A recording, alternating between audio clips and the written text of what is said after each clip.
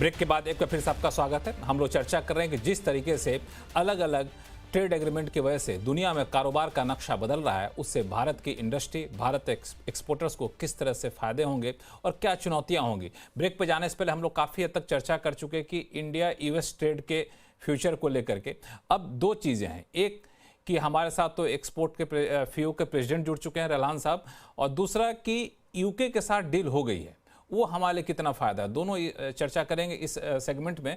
रलान साहब, सबसे पहले आपसे मैं चर्चा करना चाहूँगा, क्योंकि जो डील होने वाली उस पर चर्चा पहले शुरू करूँ कि यूएस के साथ जो डील अब होने जा रही है, इससे पहले हम लोगों ने यूके के साथ डील कर लिया, यूके ने चाइना के साथ कर लिया, यूएस ने चाइना के साथ कर लिया, यूएस ने यूके के साथ कर लिया। तो इस बदले माहौल में यूके वाले डील से आप क्या उम्मीद करते हैं? देखो, यूके में जो डील हुई है, FTA हुआ है, उसमें एक्सपोर्टर्स को ओवरऑल फ़ायदा है। 99% ऑफ द प्रोडक्ट्स सारे कवर्ड हैं ऑलमोस्ट। तो लेकिन इसमें चैलेंजेस भी बहुत हैं। काफ़ी प्रोडक्ट लाइन में फ़ायदा भी है पहले, और कुछ प्रोडक्ट लाइन तो पहले ही ज़ीरो रेटेड थी। तो इस ऐसे देखा जाए तो जैसे एप्पल है, लेदर है, फुटवियर है, तो इन प्रोडक्ट्स को भी ज़्यादा फ़ायदा होने वाला है। और इंजीनियरिंग सेक्टर है, सर्विस सेक्टर को फ़ायदा होने वाला है, क्योंकि exchange of the professionals will be there. So overall देखा जाए तो ये काफ़ी अच्छा एग्रीमेंट हुआ है FTA। तो इससे एक्सपोर्टर्स को भी फ़ायदा होगा। वहाँ से और यूएस के साथ जो होने वाला है उससे क्या होगा? यूएस के साथ जो होने वाला है उससे क्या अपेक्षा रखते हैं? उससे तो बहुत, हम तो ये अपेक्षा रखते हैं कि वो जितनी जल्दी हो सके उतना जल्दी हो जाए। बिकॉज जो एक 145 से 30% का टैरिफ USA लेके आया ऑन चाइना, तो it is a matter of caution for India also. तो इस वक्त तो ये हालत है कि इंडिया जो सितंबर में एग्रीमेंट BTA साइन करने वाला है, हम ये रिक्वेस्ट करते हैं जो जुलाई में हो जाए तो सबसे ज़्यादा है, क्योंकि 90 डेज़ का जो लीवे पीरियड दिया है इंडिया को या बाकी कंट्रीज़ को, वो 12 या 8 जुलाई को ख़त्म होने वाला है। सो ये सारा जल्दी से जल्दी जितना BTA हो जाए उतना ही बढ़िया है।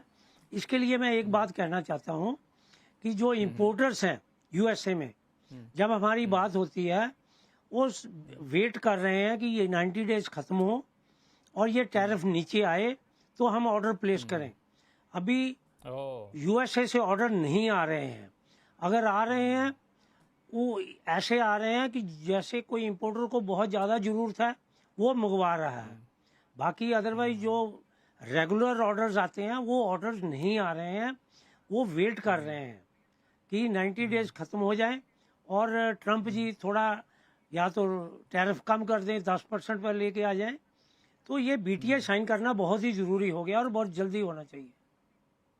बहुत ही ज़रूरी हो गया है, बहुत जल्दी होना चाहिए। और कैसा हो सकता है, इस पर अलग अलग हमारे पैनलिस्ट की राय अब तक निकल के आ ही चुकी है। अजय श्रीवास्तव साहब, ये जो यूके के साथ ट्रेड एग्रीमेंट हम लोगों का हुआ है, फ्री ट्रेड एग्रीमेंट जिसको कहें FTA, तो आपको क्या लगता है? चूँकि अभी तो रलान साहब करें कि बड़े फ़ायदे की चीज़ें, हमारी इंडस्ट्री को अच्छा रहेगा, थोड़े बहुत चुनौतियाँ रहेंगी। नहीं, रलान साहब ठीक कह रहे हैं, लेकिन देखिए अभी पूरा डिटेल्स हमारे पास आया नहीं है। लेकिन जो भी डिटेल्स हैं बेसिकली यूके साइड ने दिए, इंडियन साइड ने बहुत कम डिटेल्स शेयर किए हैं। तो उसके बेसिस पर हम लोगों ने जब डेटा देखा तो जैसा रलान साहब ने कहा, करीब 55% चीजें हमारी उनके यहाँ आज भी जीरो टैरिफ पर जा रही हैं। जैसे कि पेट्रोलियम प्रोडक्ट्स है, मेडिसिन है, काफी इलेक्ट्रॉनिक्स हैं, कुछ इंजीनियरिंग गुड्स हैं, तो इनको FTA से कोई फायदा नहीं होगा।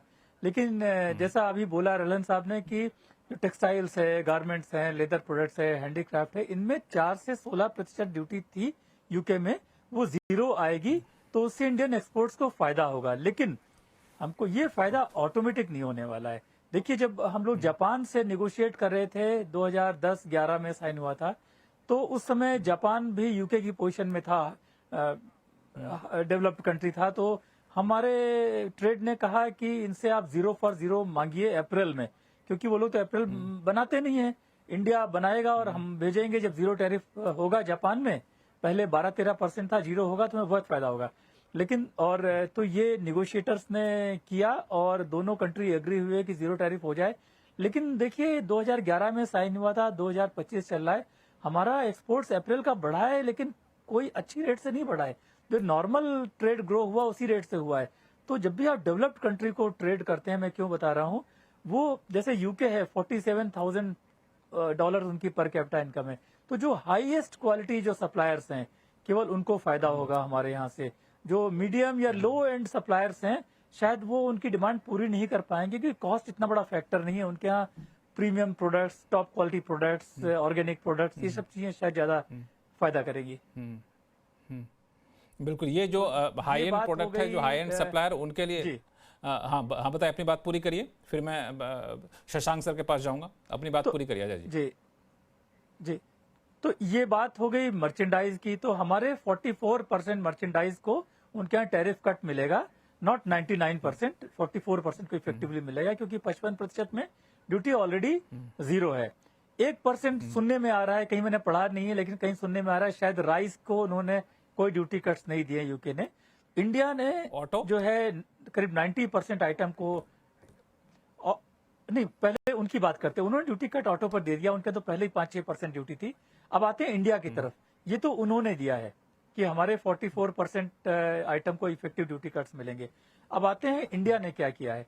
तो इंडिया ने करीब 90% जो आइटम्स है उनमें ड्यूटी कट की हुई है। और चूंकि इंडिया हाई ड्यूटी कंट्री है, यूके का मोर देन 90% आइटम में इंडिया हाई ड्यूटी चार्ज कर रहा, तो यूके को काफी फायदा होगा हमारे यहाँ ड्यूटी कट से। तो इनमें कुछ चीजें हैं जैसे कि ऑटोमोबाइल्स है, हमने आज तक किसी एफटीए में ऑटोमोबाइल ड्यूटी टच नहीं की थी, हमने कहीं भी कम नहीं किया था। हमने फर्स्ट टाइम यहाँ पर किस नंबर के लिए, नंबर हमें पता नहीं है, कुछ नंबर ऑफ कार्स के लिए हमने टैरिफ 100 से 10% कुछ सालों में करना शुरू किया है, इसमें एग्री किया है। अब प्रॉब्लम इसमें ये हो रही है कि हमने एक रास्ता खोल दिया है कि ऑटो पे भी ड्यूटी कम हो सकती है। अब देखिए हमने यहाँ पर 100 से 10 किया है, यूरोप वाले इसको देखेंगे, वो कहेंगे हमको भी दो, अमेरिका भी कहेगा हमको भी दो, तो ऑटो सेक्टर हमारा काफी प्रेशर में आ जाएगा। और देखिए आज हमारा ऑटो सेक्टर में करीब 60% जो इन्वेस्टमेंट है बिलियंस ऑफ डॉलर्स का, ये ऑटो सेक्टर हमारे यहाँ कहीं होता नहीं था। देखिए ये 1983 के बाद से बनना शुरू हुआ, जब सुजुकी आई, मारुति सुजुकी हुआ, उसके बाद से सारे लोग आए, हमारी गवर्नमेंट की पॉलिसीज की वजह से यहाँ इन्वेस्ट किया बिलियंस ऑफ डॉलर्स।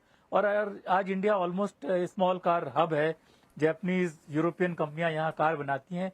और लेकिन अगर हम टैरिफ कम करेंगे तो क्या होगा, वो क्यों यहाँ बनाएंगी, वो चाहेंगी कि वो जापान से, कोरिया से, यूरोप से यहाँ भेजे ना। देखिए ऑस्ट्रेलिया में ऐसा ट्राई किया था। थोड़ा सा सहमत, थोड़ा सा अजय सर, मैं थोड़ा सा इससे सहमत नहीं हूँ क्योंकि ऑस्ट्रेलिया वाला एग्जांपल पता नहीं इंडिया पे लागू हुआ कि नहीं, हालांकि बेहतर शशांक सर बताएंगे। मैं इसलिए सहमत नहीं हूँ क्योंकि आप इंडिया और यूके का देखेंगे cost of production in terms of labour cost, तो बहुत ज़्यादा 85 to 90% का डिफरेंस है। हम लोग सस्ता लेबर कॉस्ट यहाँ पे, हम लोग का जो बाकी जो कंपोनेंट मैन्युफैक्चरिंग है, कंपोनेंट भी बहुत सस्ता मिल जाता है हमारे यहाँ।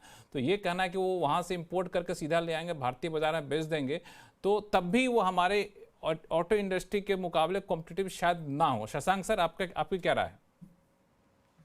देखिए कई मामलों में इस तरह के वो क्वालिटी और कई जगहों पे नॉन टैरिफ बैरियर्स भी बहुत सारे लगे होते हैं और यूरोपियंस तो इसमें पास्ट मास्टर्स हैं और यूके भी कर चुके हैं, काफ़ी यूरोपियन एक्सपीरियंसेस अब हालांकि निकल गए हैं वहाँ से। तो इन्होंने बिल्कुल ठीक कहा अजय साहब ने कि वो हमको जो है यूके को जो भी देंगे वो बाकी भी मांगेंगे और उसमें हमारे लिए कंटिन्यूस प्रेशर पड़ता रहेगा कि किस तरीके से हम आगे अपने मार्केट्स को खोलते जाएं। तो जो इंडस्ट्रियल हमारे यहाँ इन्वेस्टमेंट्स आए हैं, पहले नहीं आना चाहते थे, बहुत मुश्किल से आए हैं, तो इसलिए उनको चलते देना चाहिए, हमको प्रोटेक्ट करना चाहिए क्योंकि बेचारे वो सोचकर ये आए हैं कि भारत हमारा लॉन्ग टर्म पार्टनर है। लेकिन अब सडनली भारत कहता नहीं मैं तुम्हारा लॉन्ग टर्म पार्टनर हूँ, मेरे लॉन्ग टर्म पार्टनर तो अमेरिका, यूके है, जो मेरे हमेशा से दोस्त रहे हैं, जहाँ पे मेरे हमेशा बच्चे जाके पढ़ते रहे हैं, तो मैं तो उन्हीं के साथ में करूंगा। तो जो आपका जो लुक ईस्ट या एक्ट ईस्ट पॉलिसी थी वो बिल्कुल एक्ट वेस्ट बन गई है और उसमें आपके जितने भी ट्रेडिशनल फ्रेंड्स थे, एशिया वाले, साउथ ईस्ट एशिया वाले, उनको इतना धक्का लगेगा कि मेरे ख्याल से भारत सह नहीं पाएगा इस बात को, अगर उनको धक्के का कोई वाकई में रियल। अजय सर आखिर कब तक हम लोग प्रोटेक्ट करके रखें? अजय श्रीवास्तव जी।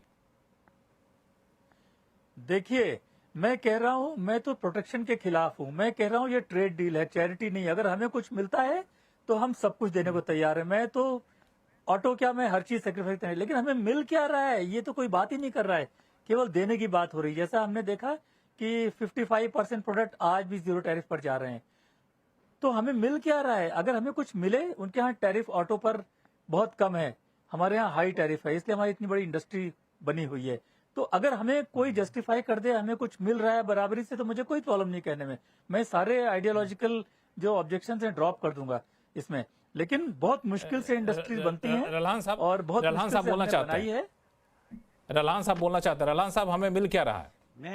मैं ये कहना चाहता हूँ कि इंडिया की ऑटोमोबाइल इंडस्ट्री बहुत एडवांस्ड है।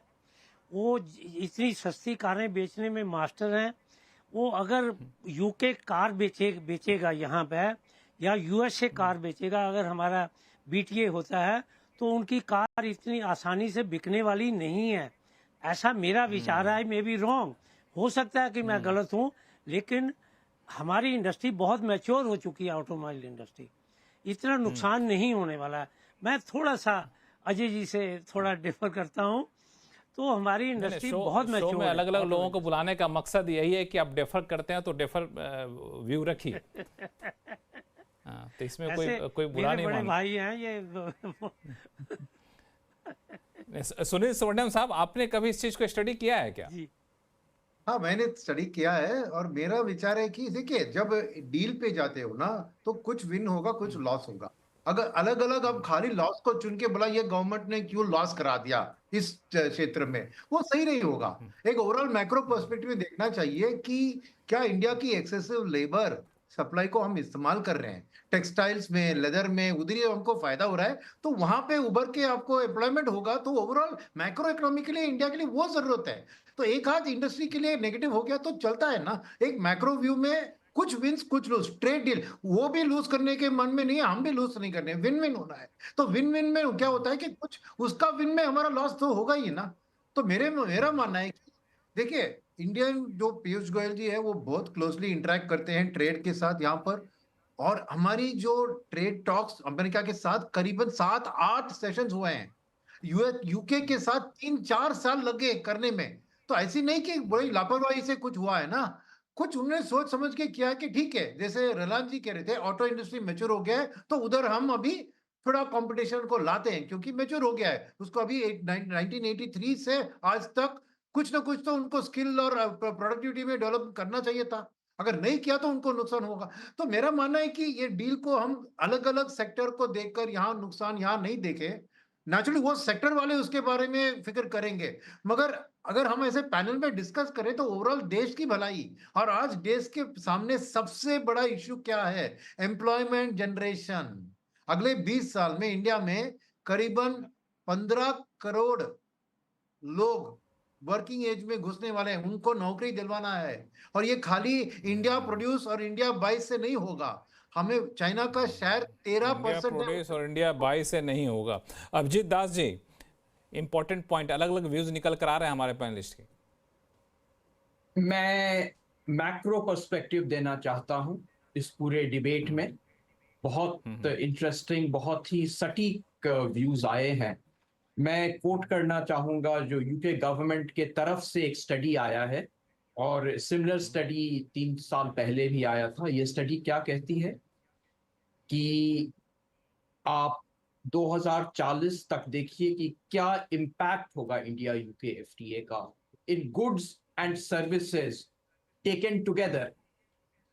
तो 2040 तक उस स्टडी के हिसाब से यूके का एक्सपोर्ट्स टू इंडिया करीब 15 बिलियन पाउंड से बढ़ेगा। इंडिया का एक्सपोर्ट्स टू यूके कितना बढ़ेगा? करीब 10 बिलियन पाउंड से। इन अदर वर्ड्स, हर एक साल एफटीए के वजह से हमारा export to UK in goods and services taken together कितना बढ़ेगा? करीब $1 बिलियन से। और जब हम एक्सपोर्ट कर रहे हैं $800 बिलियन से ज्यादा, तब आप सब अपना विवेक लगा सकते हैं कि एक्सपोर्ट्स अवश्य बढ़ेंगे, उसमें कोई दो राय नहीं है। लेकिन क्या एफटीए के वजह से जो बूस्ट हम चाह रहे हैं अपने एक्सपोर्ट में, क्या वो बूस्ट मिल पाएगा?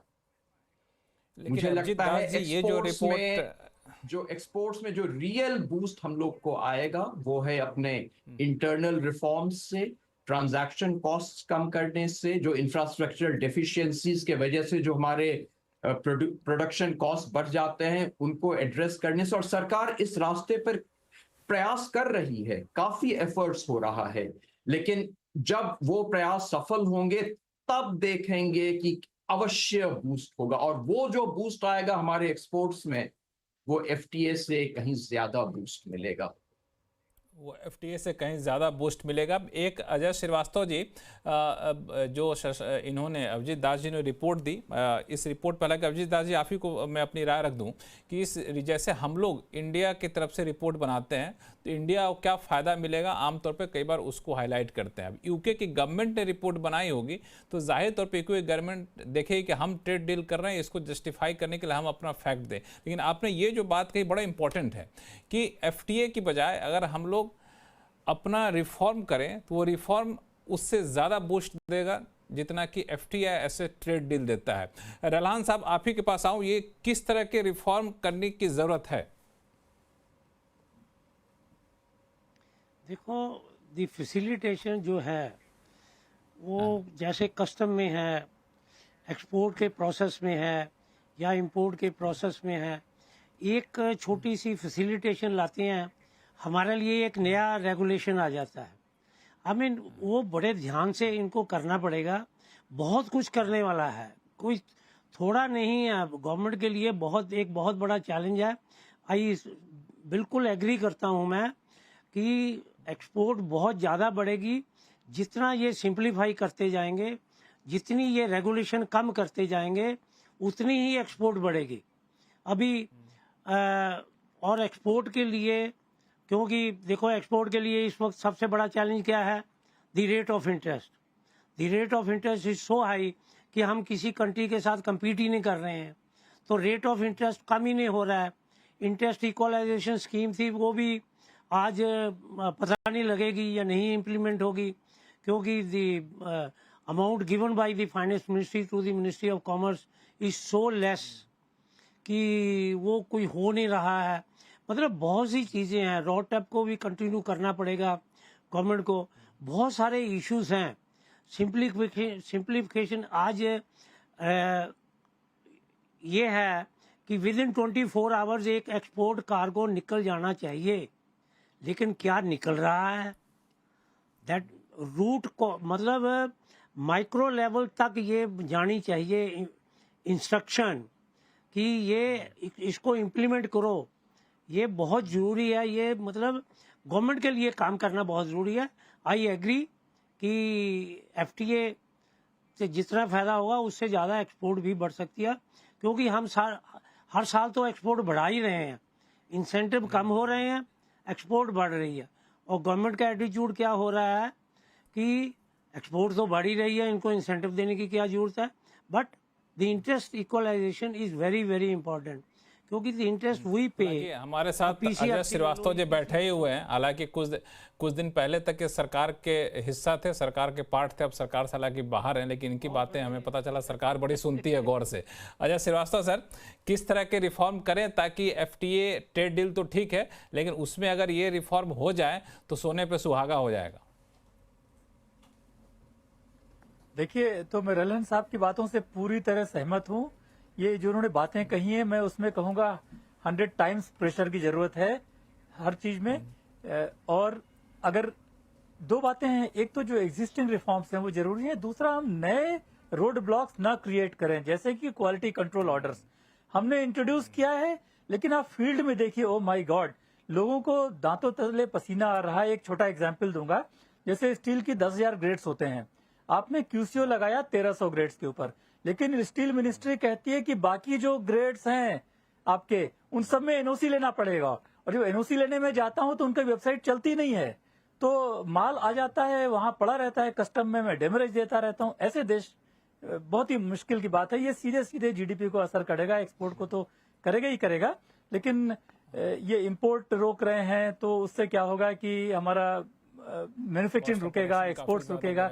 ये केवल एक मैंने एग्जाम्पल बताया, ऐसे मेरे पास में कम से कम 50 एग्जाम्पल्स हैं। ओके नहीं, बिल्कुल ये अच्छा है, कम से कम शो के बहाने हम लोग फीडबैक दे पाए और जो पॉलिसी मेकर इसके हिसाब से वहाँ पे कदम उठाएं। शो का समय चूंकि खत्म हो चुका, हालांकि चर्चा बड़ी दिलचस्प चल रही थी। बहुत दो लफ्ज बोलना चाहता हूँ।